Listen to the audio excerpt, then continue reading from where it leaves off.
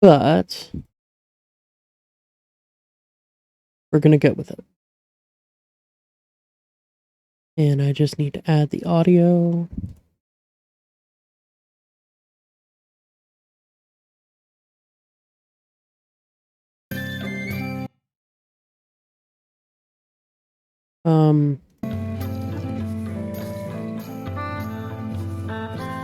Oh, it's already in here. Okay. I'm just gonna click through this real quick, because I need to get past the stupid tutorial.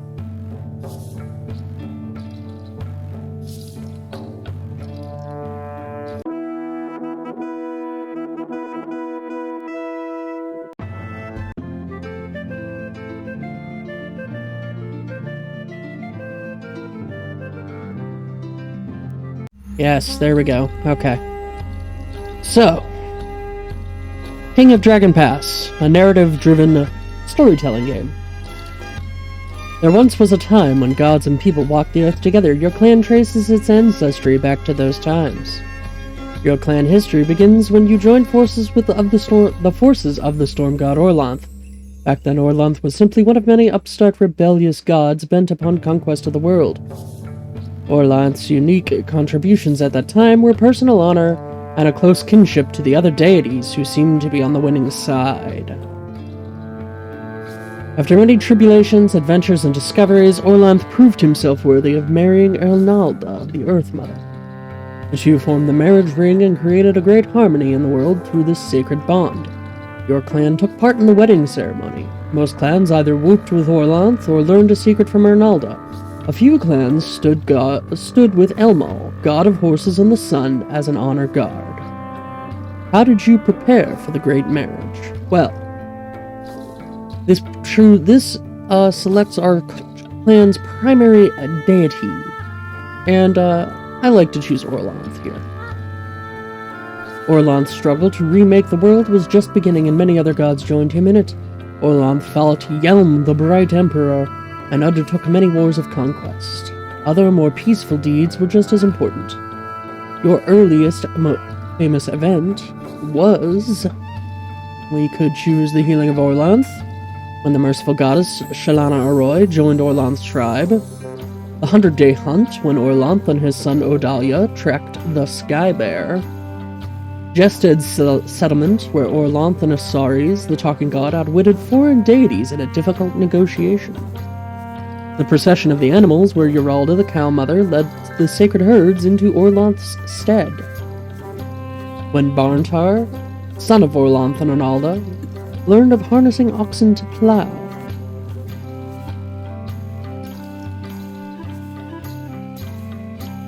When Lankar Mai, the knowing god, learned how to use the marking bone, which could mark signs of power upon anything. When Pella, the pottery goddess, made the first pot to store grain in, and when Rotinia, the lady of dance, first did the clan-making dance. Now this will determine what our starting shrines are and rituals, if I recall correctly. Typically, I either pick Shalana Arroy or Isaris. I think for this run, because it's been a while since I played the game, I'm going to continue to go with Shalana Arroy. Orlanth succeeded in remaking the world. Thus began the golden era called the Storm Age. Orlanth's son, Vingot, was a famous warlord during this time. Most people in the area were his followers. He introduced new principles, such as the rules of hospitality, which said that after you invited people into your steads, you could not attack or harm them. Thus was much treachery banished from Orlanthe society. Many who would not have survived agreed to his new ways in order to gain his protection. He was a great organizer and helped the many scattered people form into new clans and tribes. Our clan was one of those, aided by King Vingot. After we proved ourselves robust and capable of survival, Vingot placed a remnant people under your protection. They were the Naldabin, or stick farmers. We had a choice whether to make them into thralls or adopt them as members of our clan. Now, I will say that as detestable as it would be to make someone into thralls, you cannot apply 21st century logic to King of Dragon Pass. However, I typically go with it as adopted family. If you do not continue to do as your ancestors did in the game, they will get angry with you. The foes of the Rougelings were many, and your people fought hard against them. Which one in particular did we fight? Boskang the Troll Lord, Ukagra, the king of the Basmoli Beastmen, Chinkasmore, the Elf Warlord, Kata the Green, champion of the Flatland called Prax, or Vesvena, warlord of the Ice Tribe. This is your ancient enemy. I'm gonna go with Vesvena. The Storm Age ended in disaster when the gods and creatures of chaos came and destroyed nearly everything. Orlanth and his allies fought hard, but chaos almost always won. Many gods died and new ones rose to prominence. Many people died too. Catastrophes shook the world, the sunfall, the rain of blood, and the terrible laughing tsunami. The darkness got so bad that even Orlanth and his companions had to abandon humans to their own destiny. Only a few deities, either small ones or weak ones, remained. The world stagnated and died. Our clan was diminished to a ragged handful of hardy survivors. Yort the King was the leader who emerged amid this turmoil of the darkness. The efforts of Hjort and his companions helped set the world in order again. He created the laws that we follow to this day. One of the great distinctions which Hjort discerned among his clans was that some of them tended towards either peace or war, while others maintained a balance between these two principles. And we get to choose whether or not we like to go to war, whether we like to pursue a balanced path, or if we prefer peace. Typically, I go with the peace tribe. This time, I think I might go with a war tribe. Finally, the sun arose again. While the rest of society worked to protect themselves, find food, or otherwise just survive, the first priests worked to re-establish links with the ancient deities. With a new harmony between people and deities, the world was slowly improved. Once the awakening process had begun, it got easier and went quicker as the gods woke each other too. Who was the first deity which our clan helped to awaken? We could say none, our ancestors were enough. We could choose our worship of our living deity, the three who were still alive, Elmal, Urox, or Ordalia. Or we can choose one of the gods or goddesses that are asleep. In our case, we're going to choose Shalana Arroy. Things have been different since the dawn, 1300 years ago. Orlanth and the other gods retreated from the world, leaving it to mortals. We can still contact them through ritual and sacrifice, or enter their realm by reenacting stories about their deeds, which contain great magic. But they no longer walk beside us. When we settled in a new place, we marked this great change in the world by naming our land not after a god, but after a mortal. We called it Hjortland, in honor of the king who taught us how to survive the darkness. About 600 years ago, a dragon approached us, either in its own form or that of a human with a dragon's soul inside it. The dragons had always been hostile, or at the very best, utterly uncaring. Orlanth was always the dragon's slayer. We had to choose whether to believe it and cooperate, and learn to do what dragons know, or whether to maintain neutrality. What was our attitude? Well, you don't make deals with dragons.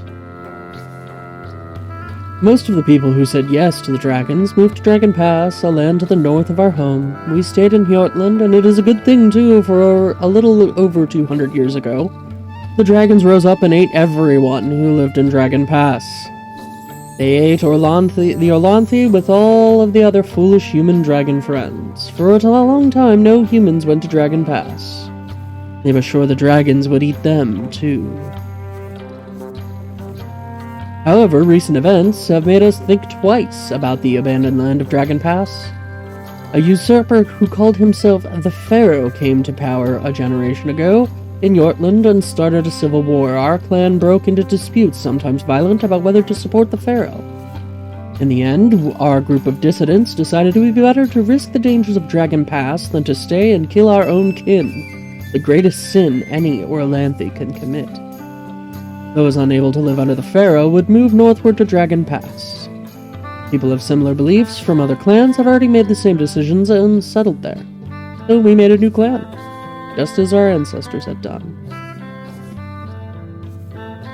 We selected a place to live, and like other Orlanthe refugees from Hjortland, we settled in Quinviland, a mountainous area in the southeast of Dragon Pass. We would call these lands home, or our Tula. Tradition requires that we make a formal land claim. How much do we claim? As much as we needed, no more. More than we needed, lots more, and huge tracts of land. Far more than what we need. The more you take, the harder it is to guard. As a war clan, I do not want to have borders that are porous. So, we will take more than we need to grow into. The Orlandi? No. We will be the Rougelings.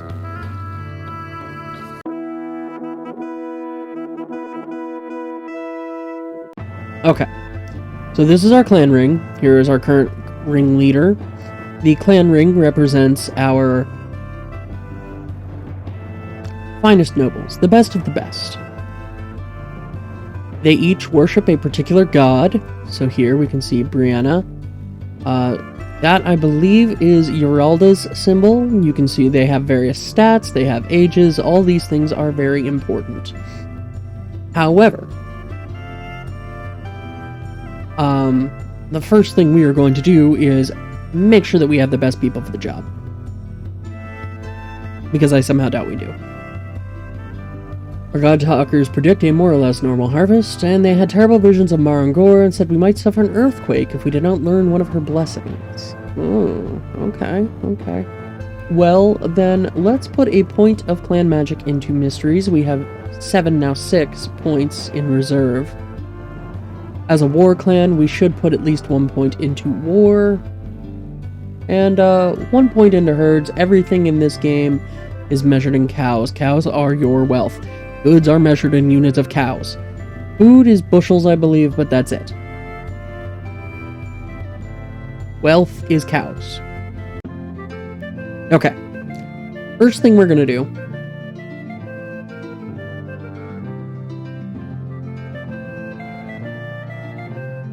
is reorganize the clan ring. We're going to find our best leader.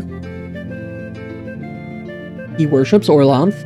You preferably should have someone on your clan ring as your clan leader who worships your primary deity. I don't know why Coral here was not our clan leader from the start. Okay, animals-wise, we're going to take off everybody else who's on the ring.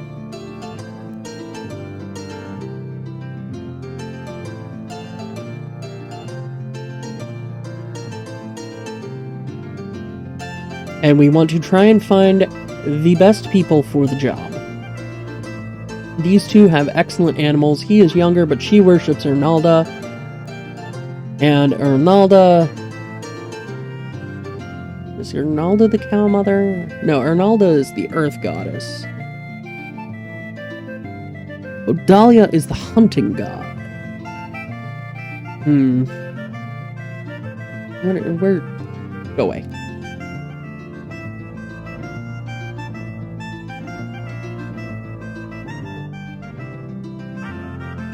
Ideally, we also want the youngest of our nobles, and we would ideally have a decent, almost equal mix of men and women. We'll save animals for the moment. Let's look at bargaining. Our best bargainer is a worshipper of Asares, the talking god. Very good. He is excellent. He is 40. He is our bargainer. Combat, our war leader. This is a very important role. I see that we have a trickster. We are so going to have a trickster on the clan ring.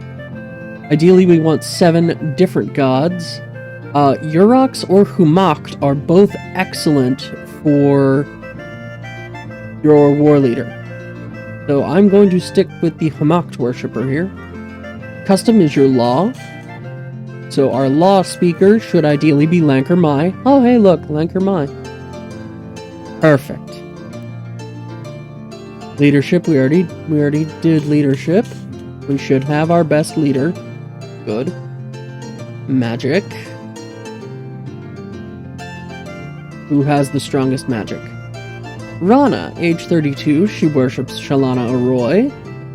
Perfect. And plants. Barntar would be good here. We'll take Ionatha, even though she's a little older than Vestiar, and her plants is not quite as good as Vestiar's, excellent being somewhat better than very good. I would prefer to have an Ernalda worshipper as opposed to a second Shalana Arroy. And then to fill out the clan ring, I saw a trickster. Yes, Fistivos, who worships Yermal, the trickster god. Of course I'm going to put a trickster in the clan ring. As if you expected anything else. Okay, so from here, we can see that it is sea season. Sea season is the season of planting. We can control our cropland and pasture and wildlands in our Tula. We can see the status of our herds. We could do emergency slaughter if we need food. Magic, we can learn blessings and build shrines to our various deities. From here, our relations. This will let us send out emissaries and explore our own Tula. So, here's our Tula. People who are in blue like us. People who are in red hate us. And it trends from red to, pink to purple. Well, this kind of purple to this purple to blue. In terms of who likes us and who doesn't. We can send trade missions. We can see that we have a couple of trading partners, the Woodpeckers and the Justeni. We can do some war actions. Cattle raids, we try to steal cows without getting caught. Full-on raids are full-blown attacks. Not usually a good idea during planting season to take farmers away from the fields. We can also fortify by building various fortifications, and hire professional soldiers, weapon thanes. Weapon thanes eat twice as much food as a normal citizen. But they also fight with the strength of 2. Here we can just look at the map and do explorations. We have our lore, which would let us read the myths. We can see how things began, so on and so forth. If we have this little do not disturb sign, it means we know the details of a story. If we have a double line, that means we know the secrets. Whereas otherwise, we might just, well, we might not know anything.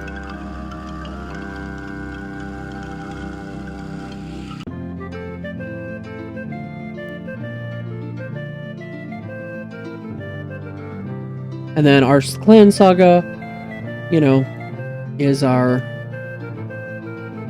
diary. Then you have your manual and controls. So, The clan mood is reserved. Farmers and weapon thanes are both in good moods.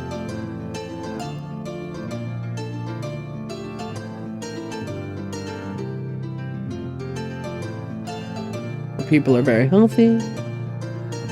Well, you would. You're a trickster. Let's see. How many people do we have? 772. I think that's enough.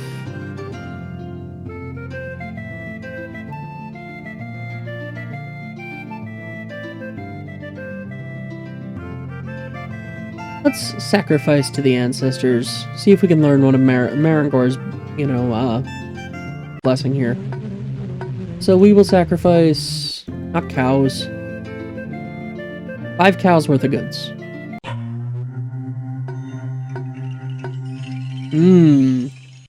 A different kind of sacrifice might succeed. Let's sacrifice 3 cows. Apparently that failed too. And then here's the meat of the game. We get random events. So, Hunter summons the rest of the clan ring to discuss his dream. For the past week, I've dreamed of strange warriors who dropped from the sky and defended Horseback Hill at the edge of Artula from invaders. They wore good armor and fought with gold-tipped spears. Each night they win, but each night there are more invaders, and tonight will be the 7th night.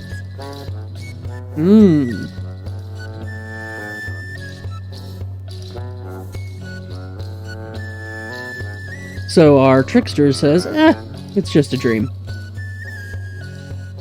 But we can see what,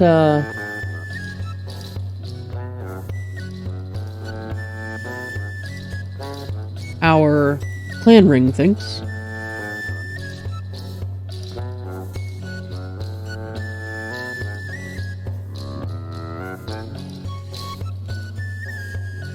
Good armor, gold-tipped spears.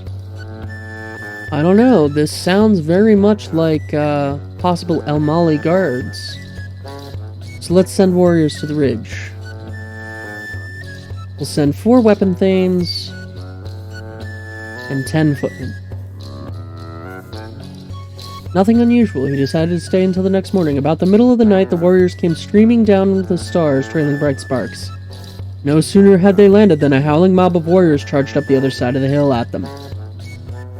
Help the Star Warriors. It was a desperate fight, but our warriors helped repel the invaders. 2 of our warriors were wounded. In the end, the invaders were slain. Although none of the warriors from the sky spoke, it was clear to everyone present that their master Elmal would smile upon us. And so we have to kind of tell the story of our tribe, our clan. Okay, now we are in fire season. Fire season is the season of war. So let's do a cattle raid on the Blue Jays. And we don't want to send a very large party for a cattle raid.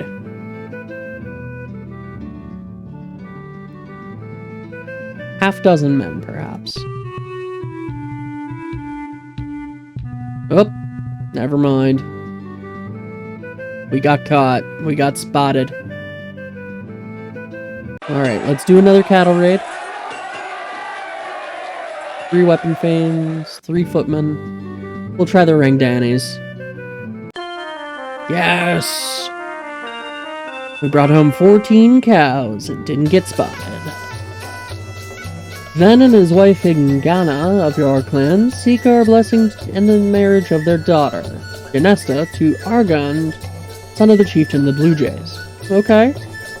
Ven is pleased with the match and with Argand's bride price of 15 cows worth of goods. Okay. I mean, this is a good way to make the Blue Jays like us more.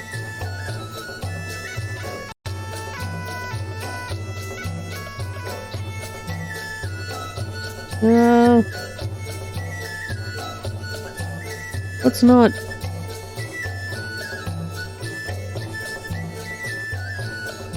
Let's bless the marriage. And now we are in Earth season. Earth season is the time for harvest. Again, you don't want to take your farmers away from the fields here, or you will suffer, because you will get less food. This is a good time to explore, though. And we will explore in our own Tula.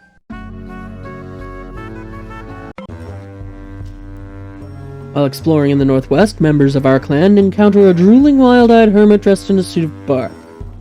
He froths at the mouth, dances a little jig, and then says, "Ah! You are from the Rougelings clan. The spirits have whispered things about you. You are headed for doom, I say. Drought will strike your lands. This will be the first of many catastrophes to befall you. The only way to stop this is to sacrifice a thrall to Kolat, the spirit-herding god. If you do not have a thrall, you must sacrifice a treasure. If you do not have a treasure, you must sacrifice 10 cows. If you do not have 10 cows, you must sacrifice 5 horses." Well, we're not going to do anything. Because not every, I agree with Olend here. Not every madman we meet in the forest is going to be a true oracle.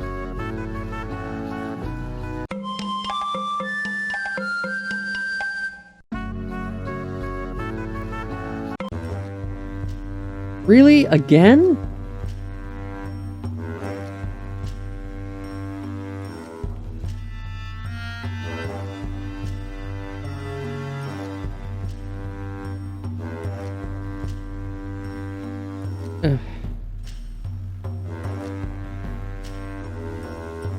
We'll give him his 5 horses.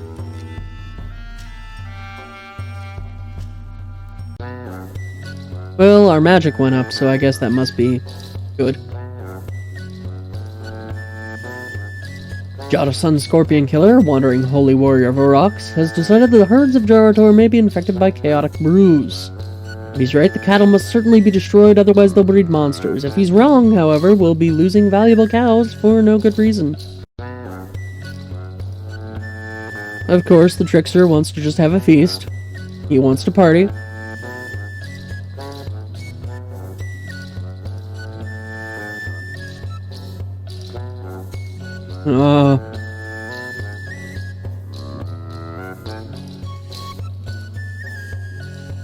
Okay.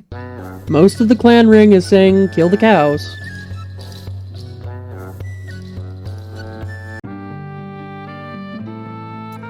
Dark season. Snow, cold, dangerous.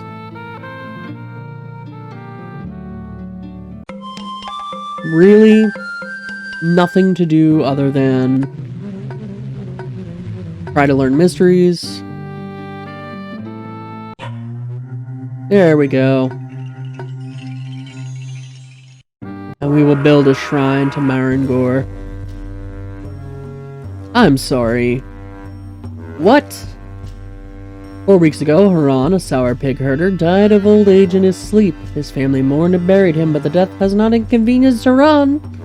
Each night he climbs from his grave, returns home, and sits at his son's table and demands a meal. He stays until dawn, eating their food and drinking their mead. His family is distraught.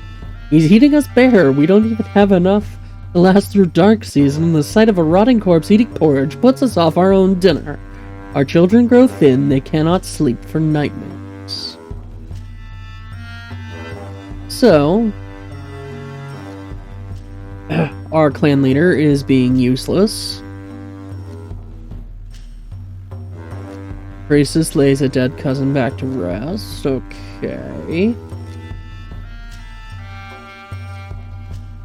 Homakti hate undead, by the way. And that is what we're going to do. We blessed our best sword with terrible Homakti spells, and Penteris took it and laid in wait. When Haran's revenant entered the house, he struck. The sword clove, and Haran fell in 2 pieces. We buried them in separate graves. His feasting days are done. And the 5th and final season of the year, Storm Season, a season of potential and chaos, really. I know, we already built our shrine to Marangor, so we will permanently have the Earthblood ritual, which raises the fertility of our fields when people are killed on them. Yay! Since we are a war tribe. Cattle raid. Larangdani. And again, we don't want to send a huge crowd of soldiers. Perfect. 22 cows, nobody even spotted us. Let's see, fortify, watchtower. Ugh.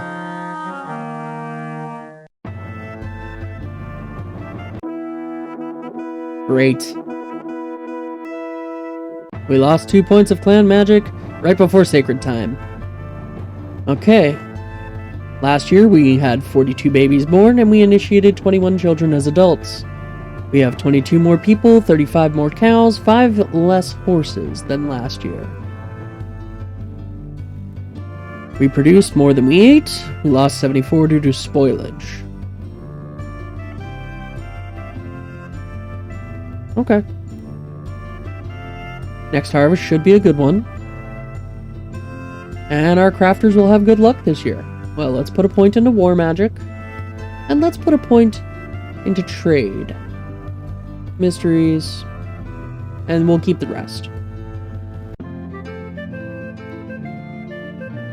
So, once again, we are in sea season. Let's see. Chalana Arroy. Let's sacrifice 10 goods. And she gave us the mystery of the mysteries of the curing ritual. Not enough weapon things. Well.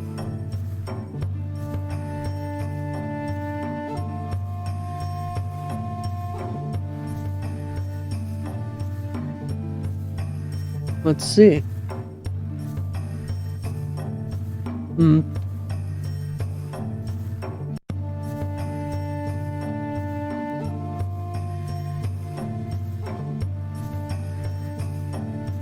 Well, I don't like the idea of doing outlaws, but we will send Van Harl, and he can be away for 2 seasons.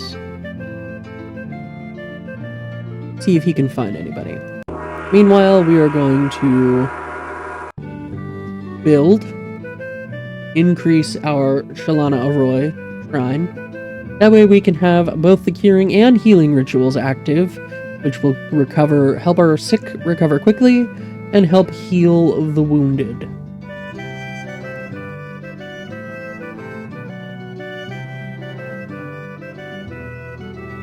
It is fire season. Let's see if we can recruit some weapon things. Perfect.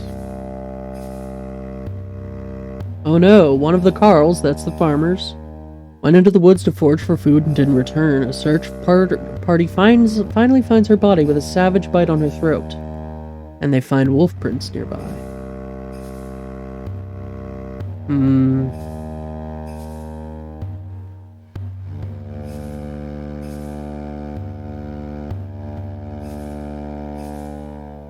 It is unusual that there's only a single bite. Let's track this wolf. Darn. Clan is worried. But everyone's resolved. Well, let's have a feast. And we will invite the neighbors.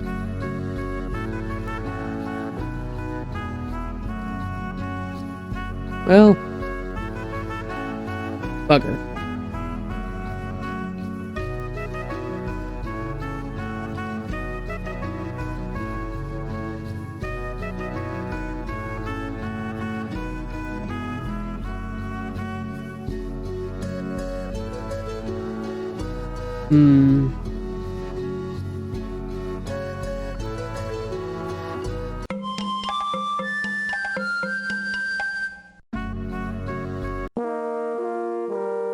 Oh good, we have 3 more weapon things. Wilcossi, one of the warriors we sent on our exploratory mission, reports on its unfortunate and premature end. Oh no, that art was taken by cruel enemies known as Tusk Riders that ride fierce boar steeds. They knew the terrain better.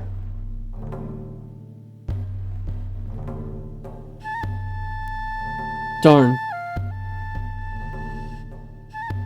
Well...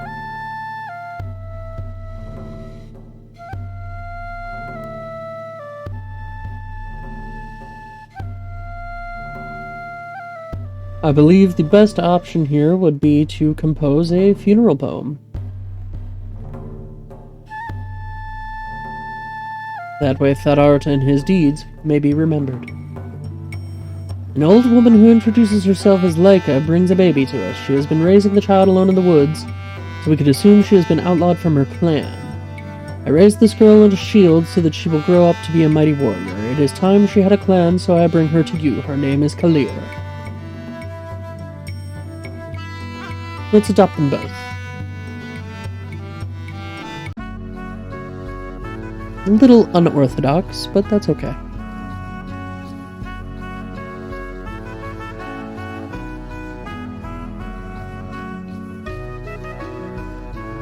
Once again, it is Earth season, so let's explore our Tula.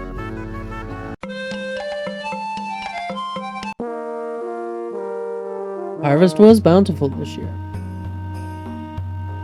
A man who looks like a Tusk Rider comes to your Tula as if expecting a welcome.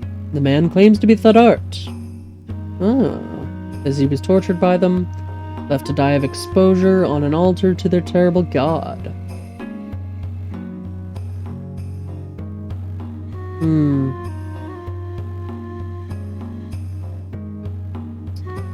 Well, do we accept him?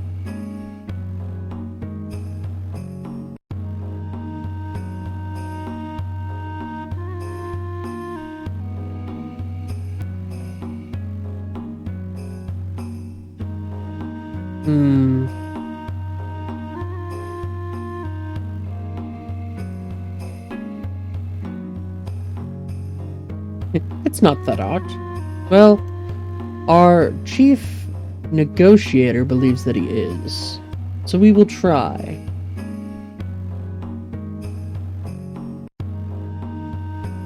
It was indeed that art returned.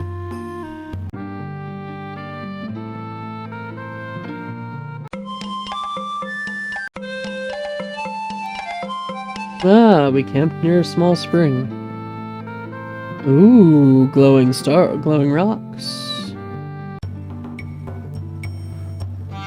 We ask that you gift us with 20 cows in return for considerations that we have given your clan in the past. We will give him more than what he wants. We will give him 25 cows. Build up some good relations, after all. And we will go ahead and explore. Green-colored clay used for high-quality pottery. Excellent. Scouting party discovers rich farmland not far from our stead. It is inhabited by strange beast folk who behave sort of like normal Orlanthe and call themselves the Thunder Ducks. The Thunder Ducks! For once, both warriors and Carls agree. It would be a fine thing to drive these small inhuman creatures from this fertile valley and claim it as our own. Don't pick on the ducks. Offer them peace. We don't want the swamp ducks to hate us for no reason. It's storm season. Cattle raid!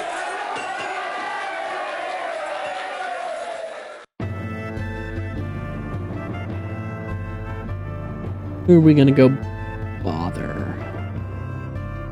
Let's go to the Van Statch. Yes, 20 cows! Perfect.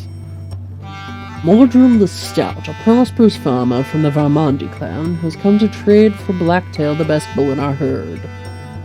He is accompanied by his 2 adult sons, Kormar and Harncore. He makes no secret of his determination to get the bull, offering 30 cows of exchange of worth of trade goods. What's our chief bargainer say?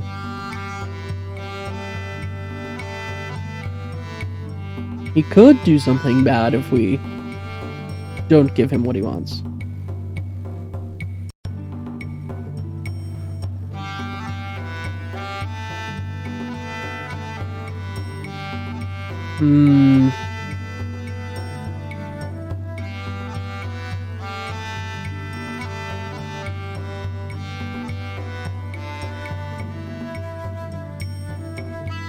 I think we will offer stud services. We got a small gift in return. Let's go on a cattle raid.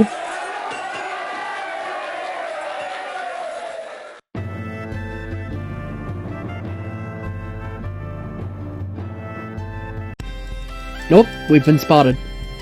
4 weapons thanes and 37 spearmen are meeting our 7 soldiers. We'll do 2 magic, survive, and our tactics will be evade. We lost 1 footman, 2 weapon thanes were wounded.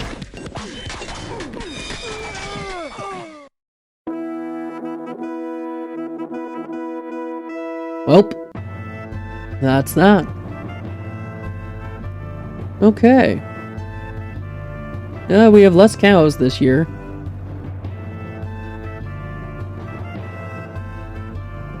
Definitely producing excess food. 16 more people, that's good. Our reputation remains the same. Did good with our crafting, and our temples and shrines take less than what we produced. I heard metal ringing in the distance, but could not tell if it was bells or swords. Well, 3 points into war magic then. 1 into mysteries. And we'll go forward. Next time.